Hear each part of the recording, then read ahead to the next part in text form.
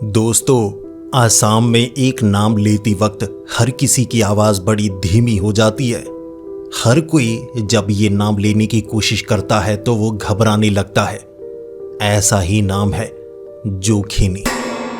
कहते हैं जोखिनी ना इंसान होती है ना प्रेत होती है, बल्कि एक ऐसी इवल एंटिटी होती है जो इन दोनों के बीच फंसी होती है और अपने अधूरेपन के कारण ही बड़ी खतरनाक बन जाती है। जोखिनी सुनसान जगहों पर बसती है, जैसे कि पुराने कुएं, पुराने घर या कोई ऐसी सुनसान जगह जहां कोई आता जाता ना हो। और जो जोखिनी होती है वो सीधे अपने शिकार पर हमला नहीं करती, पहले उसे फंसाने की कोशिश करती है, उसके बाद उस पर हावी होती है और फिर उस इंसान को अपना शिकार बनाती है। दोस्तों, आज मैं आपके लिए एक जोखिनी की ऐसी ही बेहद डरावनी और खौफनाक कहानी लेकर आया हूं कि इस कहानी को सुनने के बाद आपको हो सकता है आज की रात नींद ना आए।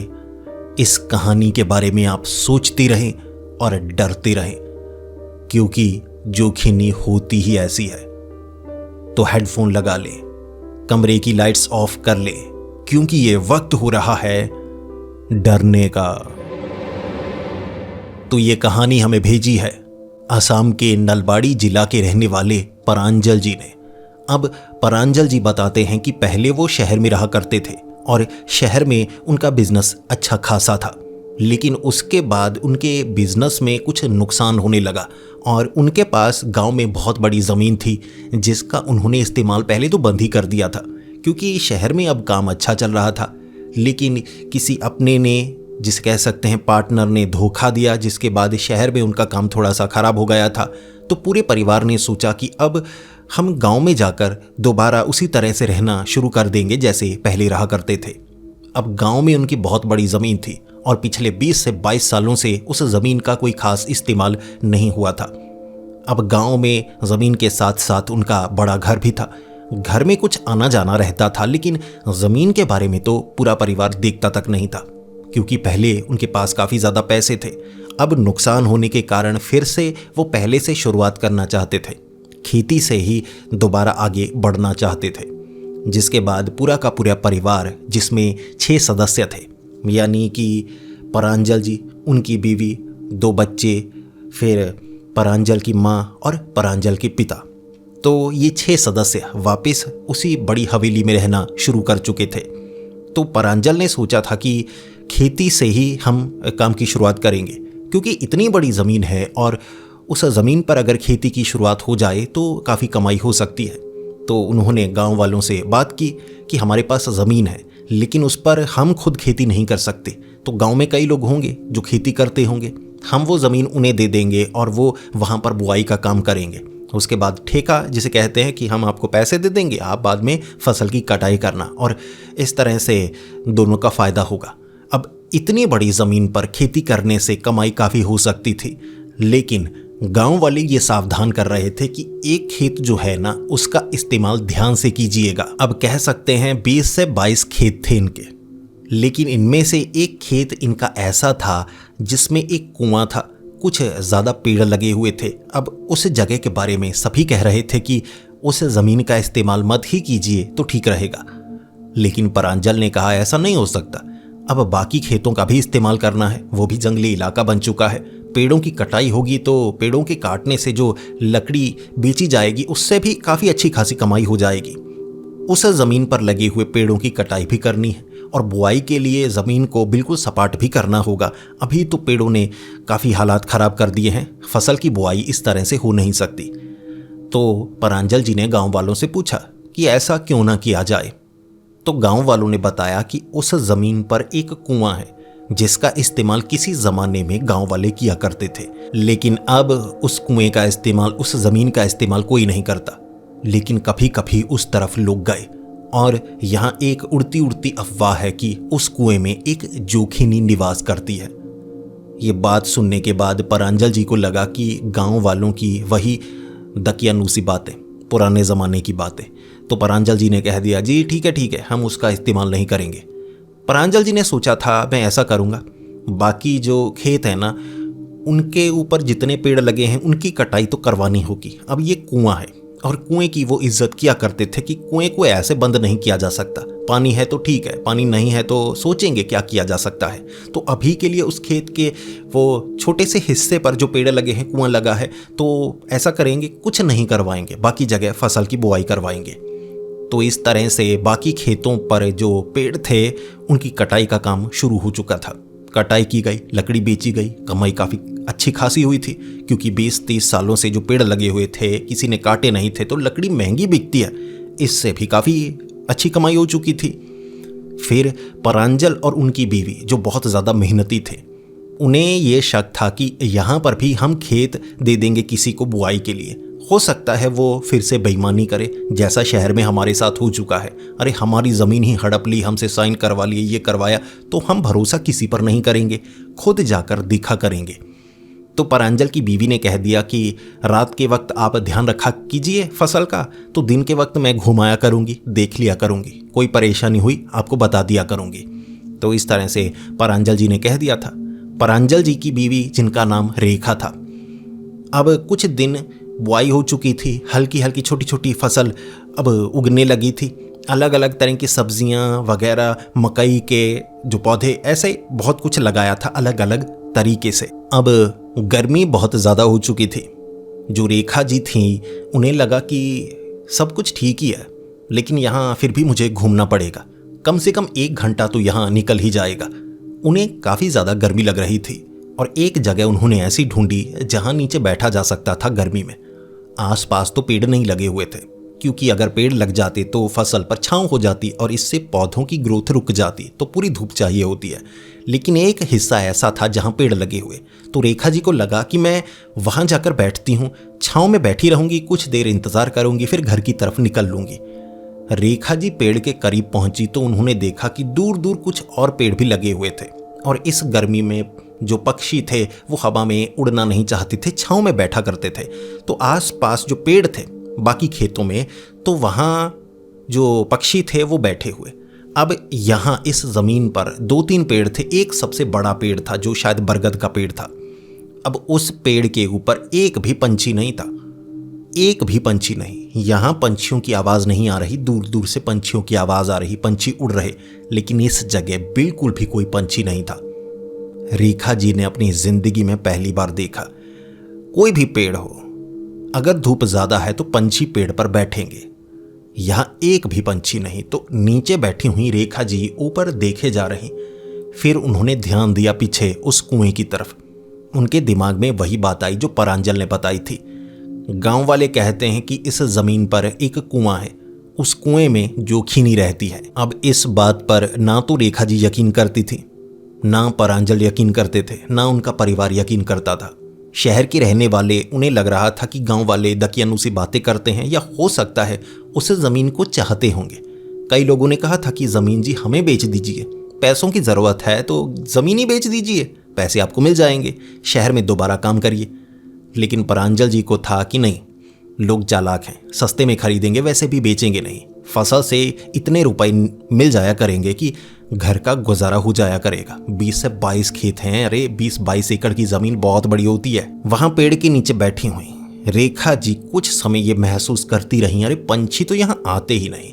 तो वैसे ही दाना लेकर आई थी कि पंछियों को मैं दाना डालूंगी, तो उन्होंने पंछियों को दाना डाला। उसके बावजूद पंछी उस पेड़ और उस कुएं के आसपास आ ही नहीं रहे थे। फिर वो वहां से निकली, आगे वाले पेड़ के पास पहुंची, दाना डाला, पंछियों की भीड़ आ गई, ऐसे जैसे पंछी बैठे हों, भूखे हों, वहां नहीं आ रहे थे। घर आकर रेखा जी ने परांजल को ये बात बताई और परांजल जी कह रहे थे, अरे कोई बात नहीं, कभी कभी कुछ जगह होती हैं जहां पर बड़े पक्षी होते हैं, बाज हो सकता है, चील हो सकती है, तो छोटे पक्षी वहां पर नहीं आते। और तुम्हें बाज चील नजर नहीं आए होंगे, उन्हें नजर आ जाते हैं, वो पंछी हैं, तो उस जगह वो क्यों जाएंगे, खतरा मोल क्यों लेंगे, वो दाना खाएंगे, ऊपर से चील उन पंछियों को मार डालेगी। तो समझने की कोशिश करो, कोई भूतिया लॉजिक नहीं है, सिंपल सा लॉजिक है। तो रेखा जी को परांजल जी ने मना लिया था कि कोई ज़्यादा बड़ी बात नहीं है। अब उस ज़मीन के आसपास की कुछ मिट्टी ऐसी थी जिस पर कुछ लगाया नहीं गया था, यानी साधारण मिट्टी ही, यानी खुदाई कर दी गई थी, बुआई के लिए ज़मीन कच्ची कर ली गई थी, लेकिन कुछ बीजा नहीं गया था। तो कभी कभी शाम के वक्त जो परांजल जी थे वो देखने के लिए ज़रूर जाया करते थे। अब परांजल जी भी शाम के वक्त घूमते घूमते उन्हें लगा कि मैं भी उन पेड़ों के पास जाकर बैठता हूँ, वहाँ ऐसा करूँगा कुछ ना कमरा बनवा लूँगा, तो वहाँ से सारे खेत बड़ी आसानी से नज़र आते हैं, तो नज़र रखी जा सकती है। वैसे भी एक कमरा रहेगा, उसकी छत पर कभी कभी शाम के वक्त बैठा जा सकता है। अब कुछ दोस्त बन चुके थे उनके गांव वाले, तो उन्होंने सोचा कि यहाँ दोस्तों के साथ बैठा जा सकता है, कभी कभी पार्टी की जा सकती है दोस्तों के साथ। तो जो परांजल जी थे जब उस पेड़ के करीब पहुँचे, शाम का वक्त था, अंधेरा नहीं हुआ था, तो उन्होंने देखा कि मिट्टी पर घसीटने के निशान थे। अब कुछ जैसे कोई थैला हो, जो थैला ज़मीन पर रखा हो जिसमें रेत हो या कोई चीज़ हो, फिर उसे घसीट कर ले जाया जा रहा हो, तो बड़ा निशान था। ऐसे घसीट कर उन्होंने देखा कि किस तरफ घसीट कर चीज़ रखी गई है, किसी ने तो रखी होगी, या हो सकता है मजदूरों ने रखी हो जो फसल की बुआई का काम और कभी कभी कटाई का काम भी करते हैं। परांजल जी ने देखा कि वो जो निशान था ना, ऐसे कुएं की तरफ, और जैसे कुएं में कुछ फेंका गया हो। ये किसी मजदूर का काम नहीं हो सकता, ये किसी अनजान का काम लगता है। परांजल जी को था कि कुछ तो कुएं में फेंका गया है, यार कचरा ना फेंका गया हो। जिसने कचरा फेंका होगा डांटूंगा बहुत ज्यादा मैं। परांजल जी ने जब कुएं में देखा, अब बताता हूं, ये सूखा हुआ कुआं था, पुराने जमाने का कुआं, तो नीचे कुछ ईंटें पत्थर वगैरह थे, कचरा तो नहीं था, पुरानी ईंटें जिसके ऊपर घास भी उग चुकी थी मिट्टी के कारण। अब कुछ फेंका गया होता तो उसके ऊपर गिरता और साफ नजर आ जाता। घसीटने के निशान यहां तक थे, लेकिन नीचे कुछ भी गिराया नहीं गया था। परांजल जी ने देखा, पहले तो वो गुस्से में थे, देखा अरे कुछ नहीं है, फिर वो सोचते रह गए कि ये क्या घसीटा गया होगा। ऐसा लगा जैसे कुछ घसीट कर यहां तक लाया गया, या कोई खुद ऐसे घिसट कर यहां तक आया। उनके दिमाग में एक बार भी ये ख्याल नहीं आया कि ये निशान घसीट कर कुएं तक लाए गए किसी चीज के निशान हैं, या कुछ कुएं से बाहर निकला जो घिसट कर गया हो। ये भी तो हो सकता है, लेकिन उनके दिमाग में नहीं आया। वो तर्कशील थे और इसके पीछे कोई तर्क लग नहीं पा रहा था। ऐसा तो हो ही नहीं सकता ना। जिसके बाद परांजल जी ने ये बात को अपने परिवार के साथ भी शेयर नहीं किया। अब इसके कुछ दिनों बाद रेखा जी सुबह सुबह भी यहाँ पर आया करती थी, शाम के वक्त भी आया करती थी। रेखा जी की कुछ सहेलियाँ गांव में बन चुकी थी। अब रेखा जी जब उन सहेलियों के पास बैठा करती थी तो वो यही कहा करती थी कि गांव में अब आप आ गई हैं तो गांव में ही रहिए, गांव की ज़िंदगी बड़ी अच्छी होती है, शहर के लोग बड़े बनावटी होते हैं, धोखेबाज होते हैं। और रेखा जी भी हामी भरा करती थी, क्योंकि अभी अभी तो धोखा मिला था। तो ऐसे ही उनकी बातों पर पूरा रेखा जी यकीन किया करती। बस एक बात ऐसी थी जिस पर रेखा जी यकीन नहीं कर सकती थी। उनकी सहेलियां कहा करती थी कि जी वो जो ज़मीन है ना पीछे वाली, जहाँ पेड़ आपने नहीं काटे हैं, बहुत अच्छा किया, वहाँ फेंसिंग कर दीजिए, कुछ कर दीजिए ताकि कोई वहाँ जा ही ना पाए। बाकी खेतों पर आप खेती कर रहे हैं, ज़िंदगी आपकी अच्छी है। रेखा जी कहती नहीं, उसे बंद क्यों करेंगे, इस्तेमाल करेंगे उस ज़मीन का भी, कुछ ना कुछ मेरे पति कह रहे हैं, 1-2 कमरे डालेंगे वहाँ पर, पीछे वाले पेड़ और कुएं को वैसे ही रखेंगे। अब गाँव वालों की भी वो इज्जत करते हैं। तो उनकी सहेलियाँ कह रही थी कि ये पागलपन होगा। वो जगह, वो कुआं जहाँ जोखिनी निवास करती है, एक चुड़ैल रहती है, वहाँ पर घर का बनाना अपशगुन होगा, आपको नुकसान हो सकता है। तो रेखा जी इस बात पर यकीन नहीं करती थी। तो उस शाम रेखा जी घूमते घूमते उस पेड़ के पास पहुंची थी। गर्मी ज़्यादा थी, उन्हें लगा कि वहाँ बैठने की छोटी सी जगह बनाई है परांजल जी ने, तो वैसे ही पत्थर वत्थर लगा दिया था। तो रेखा जी वहाँ जाकर जब बैठी तो उन्हें आवाज़ सुनाई दी। किसी ने गूंजती हुई आवाज़ में कहा था, रेखा। अब एक बार रेखा कहा तो रेखा जी को लगा कि कोई सहेली होगी, इस तरफ आई होगी घूमते घूमते। तो रेखा जी ने खेतों में देखा, आसपास झांकने की कोशिश की, आगे वाले रास्ते तक गई, लेकिन वहां पर कोई और मौजूद नहीं था। अब कुछ लोग थे जानने पहचानने वाले, दूर से उन्होंने देखा, रेखा जी से बात की और रेखा जी ने पूछा, क्या आपने आवाज़ लगाई थी? उन्होंने कहा, नहीं नहीं, हमने आवाज़ नहीं लगाई, हम तो आगे की तरफ जा रहे हैं। तो रेखा जी वापस उसी पेड़ के पास आ गई और फिर सोचती रहीं कि यह भ्रम था या सच था। आसपास तो कोई नहीं है, आवाज़ लगाई तो किसने लगाई? फिर रेखा जी ने पेड़ों के ऊपर देखा, आसपास देखा, कोई नहीं था। कुएं में झांककर उन्होंने भी देखा कि कुएं में क्या चीज़ है। कुएं में तो कुछ नहीं है, हो सकता है कोई छिपा हो, लेकिन नहीं, अरे जोखनी कहाँ छिपेगी, बंद कुआं पड़ा है, नीचे घास लगी हुई है, यहाँ तो कोई नहीं हो सकता। उन्हें लगा उनके कान बजे होंगे, लेकिन आवाज़ साफ थी। फिर रेखा जी जो भी घटना घटती थी ना अपने पति को ज़रूर बताती थी। परांजल को ये बताया और परांजल जी हंसने लगे थे कि अरे नहीं नहीं, किसी ने आवाज़ लगाई, कोई मौजूद नहीं, ऐसा कैसे हो सकता है। तो रेखा जी ने कहा नहीं नहीं, मुझे लगा, मुझे भी यही शक है कि कान ही बजे होंगे। अरे असल में जब मौजूद नहीं कोई तो आवाज़ कैसे आ सकती है। तो ये बात भी ठंडी हो चुकी थी कि आवाज़ आई लेकिन भ्रम था। अब इसके बाद एक घटना, ऐसी घटना जिसने परांजल जी को डरा कर रख दिया था, बहुत ज़्यादा भयानक घटना थी। तो शाम का वक्त था, परांजल जी खेतों को देखना चाहते थे और जल्दी घर आना चाहते थे, लेकिन दोस्तों ने रोक लिया। एक खेत के पास दोस्त कहने लगे कि चलो यहाँ बैठते हैं। अरे मैं देखो कहाँ से भजिया लेकर आया हूँ, पकौड़े वगैरह, ऐसे कोई तला हुआ था चीज़ कोई खाने वाली। तो दोस्तों ने कहा बैठ यार, कहते हैं तुझे खिलाएं गाँव वाले ये पकौड़े। तो ऐसे बैठ गए, फिर खाने लगे। और परांजल जी को लगा कि घर जाकर बीवी को कहूँगा कि आज खाना नहीं खा पाऊँगा। अब दोस्तों ने घेर लिया, मैं क्या करूँ, खिलाने लगे, कुछ घर से बनाया था। अब गांव में लोग ऐसे ही हैं, मिलनसार बहुत ज़्यादा हैं। तो कुछ खाने को हो तो वो कहते हैं साथ खाओ, अकेले नहीं खाऊंगा, तो क्या करूं। तो परांजल जी बैठ चुके थे अपने दोस्तों के साथ, तो उन्होंने खाना वाना खिलाया, लेकिन समय ज़्यादा हो गया। और एक बार परांजल जी हर रोज़ घूमा करते थे, देखा करते थे कोई गड़बड़ तो नहीं, कोई जानवर तो खेतों में नहीं घुस गया, या किसी ने ज़मीन पर कब्जा करने के लिए आगे कुछ फेंसिंग वगैरह तो नहीं लगाई। ये देखना उनका फ़र्ज़ था, क्योंकि हो सकता है कोई धोखेबाज हो ऐसा करे। तो परांजल जी, अंधेरा हो चुका था, टॉर्च उनके पास थी, तो ऐसे ही टॉर्च की रोशनी मारते मारते खेतों में देखते देखते, और आसपास के खेतों में और लोग भी थे, सुनसान जगह नहीं थी, बस वो कुएं के पास वाला जो इलाका था ना, क्योंकि 22 खेत थे, 22 एकड़ की ज़मीन, सोच सकते हैं वो तो पूरा घिरा हुआ था। आसपास बाकी खेतों में भी लोग थे, घर तक बने हुए थे। तो ऐसे ही घूमते घूमते जब वो उस जगह पहुंचे जहां वो कुआं था, तो उन्होंने टॉर्च की रोशनी मारी और उन्हें एक चीज बेहद अजीब लगी कि कुछ गड़बड़ है। कुआं था, पेड़ था, आसपास छोटे मोटे पौधे पेड़ थे, लेकिन उन्हें कुछ अजीब लगा और उनकी समझ में नहीं आ रहा। घबराहट होने लगी थी सिर्फ देखने से, लेकिन पता नहीं चल रहा कि क्या है। अब परांजल जी ना एक टक लगाए देखे जा रहे, क्या गड़बड़ है, ये बड़ा अजीब लग रहा है, क्या है यहां पर।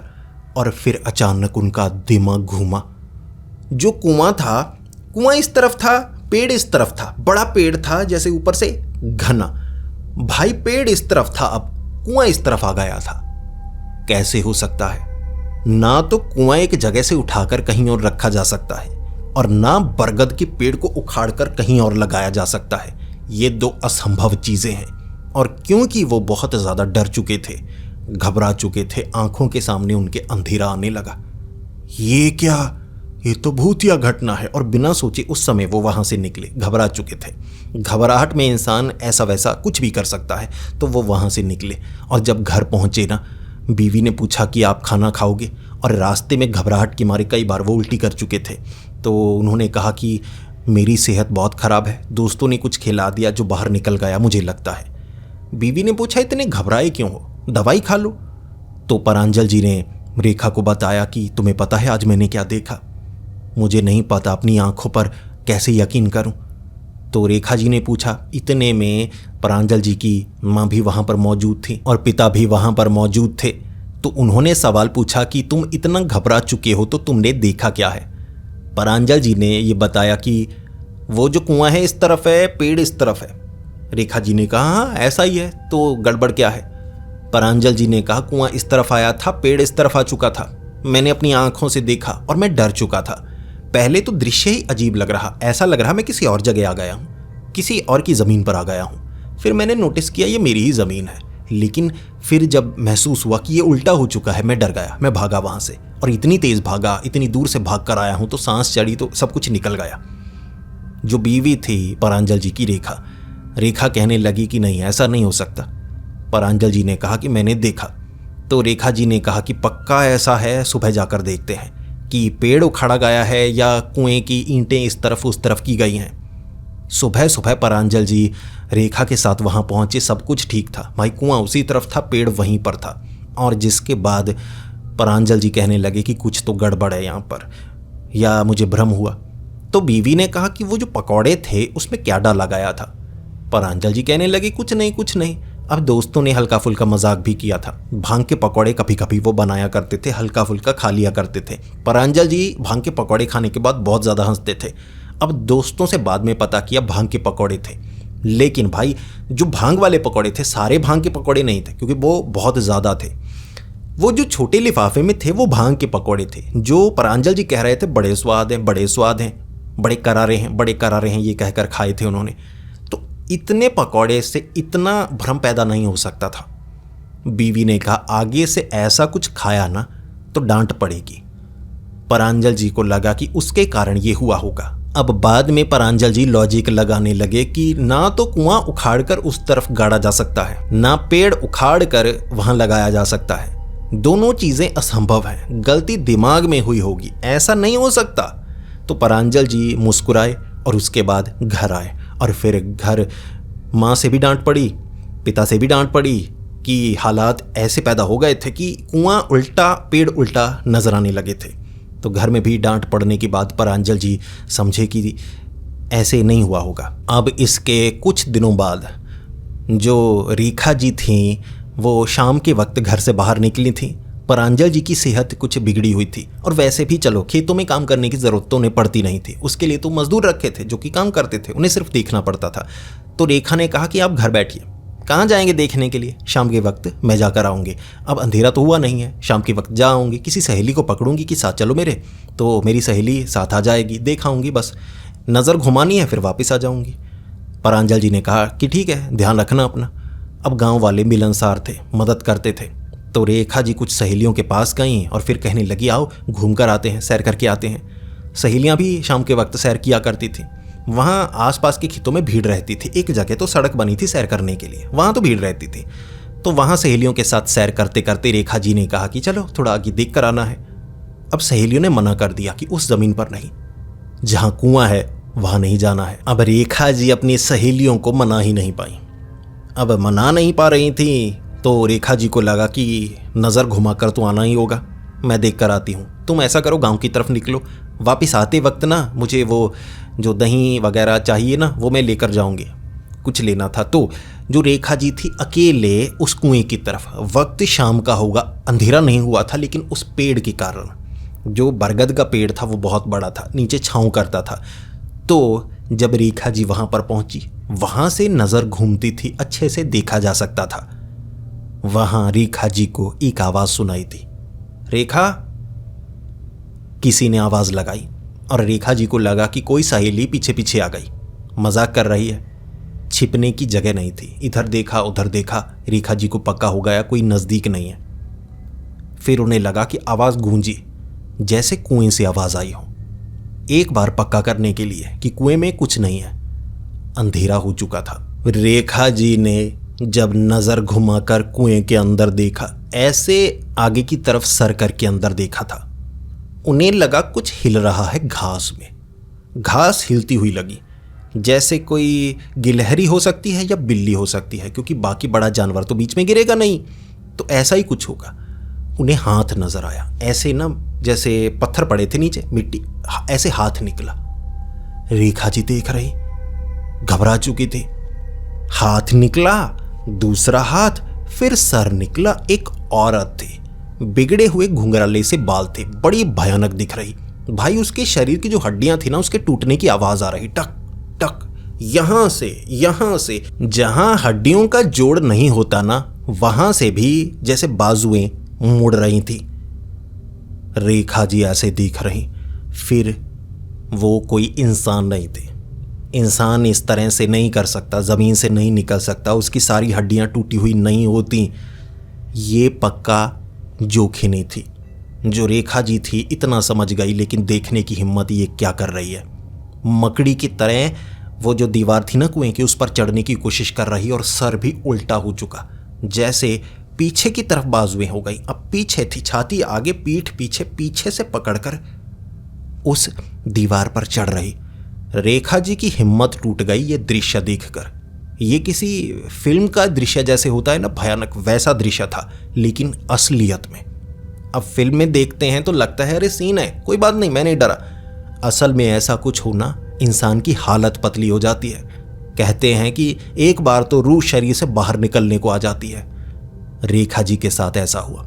रेखा जी भागी और पक्का हो गया था कुएं में जोखिनी निवास करती है। तो रेखा जी भागी वहां से चीखती चीखती हुई।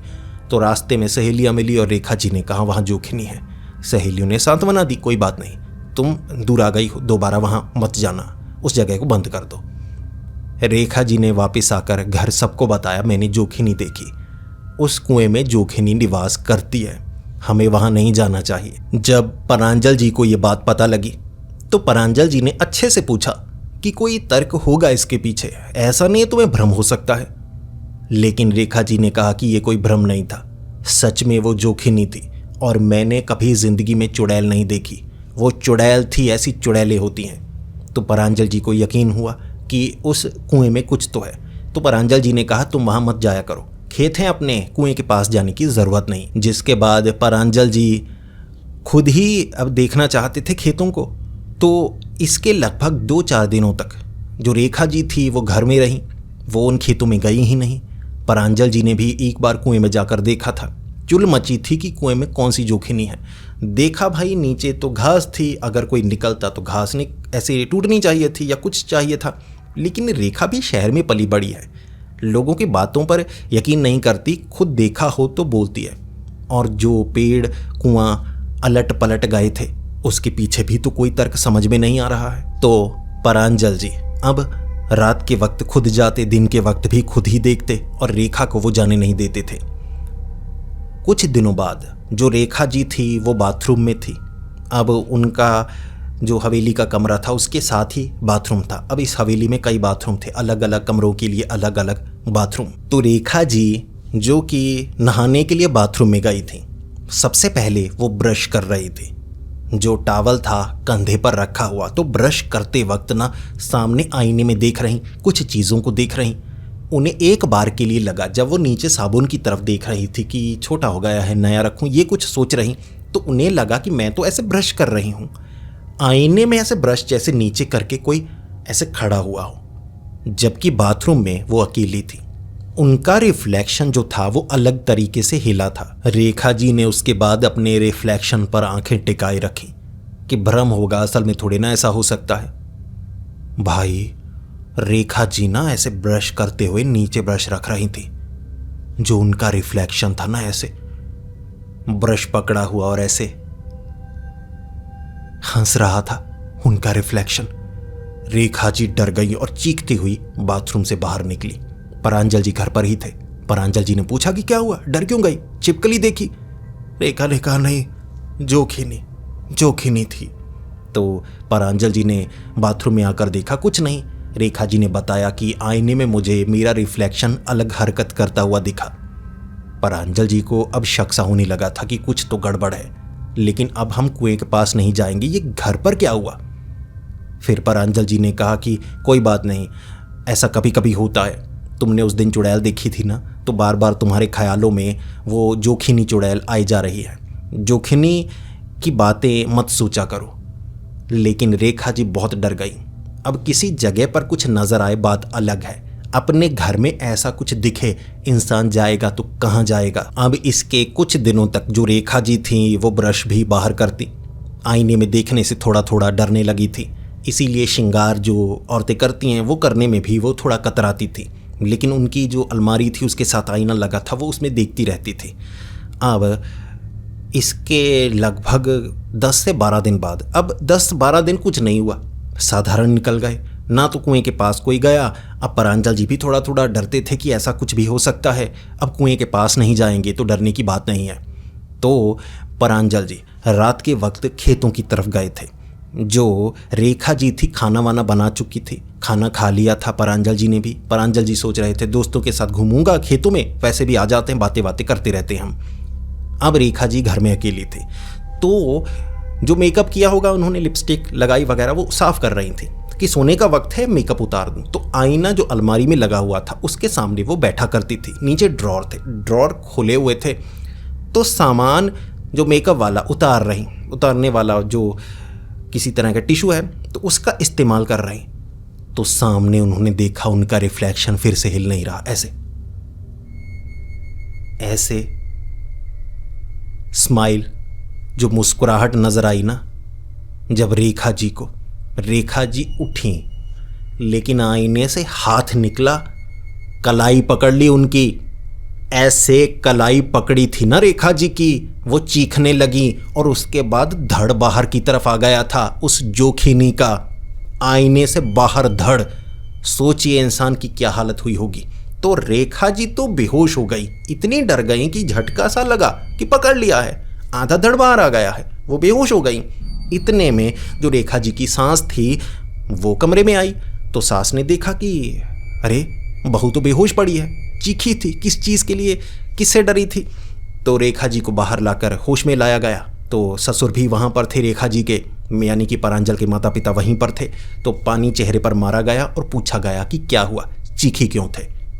तो रेखा जी ने बताया, मैंने जोखिनी देखी, आईने से बाहर निकली, कलाई पकड़ी, और इस बात का सबूत था रेखा जी के पास। अब रेखा जी की जो कलाई थी ना, ऐसे इतनी जोर से पकड़ी थी, इतनी जोर से पकड़ी थी कि यहां उंगलियों के निशान छप गए थे। पूरे परिवार ने देखे उंगलियों के निशान जो कि कलाई पर छपे हुए। जब परांजल जी घर आए थे ना, ये उंगलियों के निशान दिखाकर रेखा ने कहा था, जोखिनी ने पकड़ा, अब बताओ मेरी पकड़ है क्या, मेरी उंगलियां ऐसी हैं? लंबे लंबे नाखूनों के निशान, खरोंचों के निशान तक थे यहां पर। परांजल जी समझ गए जोखिनी कुएं से निकलकर घर तक पहुंच गई है, इससे पहले कि देर हो जाए हमें जोखिनी को दूर करना होगा। तो अगली सुबह ही परांजल जी ने गांव वालों से पूछा और गांव वाले कहने लगे कि कई बार ऐसी जोखिनी जो कुएं में निवास करती है, पेड़ पर निवास करती है, पूजा से दूर हो जाती हैं। तो उन्होंने पुजारी जी से संपर्क किया और पुजारी जी ने बताया कि वहाँ पूजा करनी होगी, दिया जलाना होगा, लेकिन अंधेरे में कुएं के पास कोई ना जाए, और सबसे अच्छी बात ये रहेगी कि दिन के वक्त एक बार पूजा करवा लीजिए, बाकी दिया जलाया कीजिए, उस जगह का ऐसा इस्तेमाल ना हो, अंधेरे में इस्तेमाल ना हो, बाकी उतारा कर दिया जाएगा रेखा का। तो पुजारी जी ने रेखा का उतारा किया, जिसके बाद सुबह सुबह उस कुएं के पास पूजा की गई, जिसमें कई लोग शामिल थे। जब पूजा की जा रही थी तो पूजा की जो सामग्री थी, यानी कि वो राख, तो उसे जानबूझकर उस कुएं में डाला जा रहा था। और कहते हैं ना, जो पूजा की राख होती है या जो पवित्र चीज़ें होती हैं, अगर ऐसी किसी जगह पर डाली जाएं तो वो जगह भी पवित्र होने लगती है, यानी बुरी आत्माएं, जोखिनी, चुड़ैल वो दूर हो जाती हैं। वो सामान को जब फेंका जा रहा था ना कुएं में, उस समय 40 से 50 लोग वहाँ पर मौजूद थे। वहाँ से अजीब आवाज़ें आ रही थी, जैसे कोई फुसफुसा रहा हो या चीज़ें फेंकी जा रही हवा के कारण, ऐसी आवाज़ें, लेकिन वो फुसफुसाने की, हल्की हल्की चीखने की आवाज़ें सुनाई दे रही थीं। जिसके बाद पूजा संपन्न हुई और पुजारी जी ने कहा कि दिन के वक्त यहाँ दिया जला दिया कीजिए और इस कुएं में झांकिएगा मत, हो सकता है जोखिनी अब भी यहाँ पर मौजूद हो, तो रात के वक्त तो यहाँ आइएगा मत। तो परिवार ने क्या किया कि वहाँ जो फेंसिंग थी, यानी कि बाड़ सी बना दी, ताकि कोई उस कुएं के करीब आ ही ना सके। और इसके बाद उस कुएं के पास कोई गया नहीं, तो कोई ऐसी घटना हुई नहीं। और रेखा जी के साथ जो हुआ था, रेखा जी अगले 2 महीने तक डरती रहीं, लेकिन उतारा हो चुका था, तो उसके बाद वैसा उनके साथ कुछ नहीं हुआ। लेकिन इतना ज़रूर है, ये घटना घटे बहुत साल हो चुके हैं, अब भी कभी कभी जो परांजल जी हैं, रेखा जी हैं, जब खेतों में होते हैं, या कुछ मजदूर भी शाम के वक्त या कभी कभी रात को कटाई करनी पड़ जाती है, तो कहते हैं उस जगह से, उस कुएं से आज भी आवाज़ें सुनाई देती हैं। लेकिन उस परिवार के लिए ये अच्छी बात रही कि उन्हें एक जोखिनी नजर आई और उन्होंने समय रहते इस बात को समझा, और जोखिनी भी जो अपने जाल में फंसाने की कोशिश कर रही थी, और धीरे धीरे उसका रूप और ज़्यादा प्रचंड हो रहा था। जैसे जैसे दिमाग पर वो असर करती है, उसी तरह से इंसान पर वो हावी होती चली जाती है। हो सकता है अगर उस जोखिनी का इलाज ना किया जाता तो जो रेखा जी हैं उनके साथ कुछ बुरा हो सकता था, या उस परिवार के साथ कुछ बुरा हो सकता था। तो वो परिवार तो बच गया और उसके बाद उन्होंने इस तरह से रहना सीख लिया। तो दोस्तों, आप बताइए आपको ये कहानी कैसी लगी, और क्या आपको जोखिनी की जानकारी मिली? कमेंट्स में अपने जवाब ज़रूर दीजिएगा। और अगर आप कोई विचार देना चाहते हैं हमारे चैनल के बारे में या कोई टॉपिक के बारे में बताना चाहते हैं, मैं किस टॉपिक पर वीडियो लेकर आऊं, किसी ईवल एंटिटी के बारे में आप बता सकते हैं। मैं ढूंढने की कोशिश करूंगा क्योंकि मेरे पास ढेर सारी ईमेल्स आती हैं। इंस्टा पर भी काफ़ी कहानियां हमारे व्यूवर्स भेजते रहते हैं, तो मैं ख़ास टॉपिक का चुनाव करके उन कहानियों को आपके सामने लेकर आता हूं। तो आप कमेंट्स ज़रूर कीजिएगा। कहानी अच्छी लगी तो वीडियो को लाइक कीजिए, बहुत ज़्यादा अच्छी लगी तो दोस्तों के साथ शेयर कीजिए। ऐसी ही कहानियाँ सुनने के लिए हमारे इस चैनल को सब्सक्राइब कर लें। तो मिलते हैं अगली वीडियो में, तब तक के लिए डरते रहें।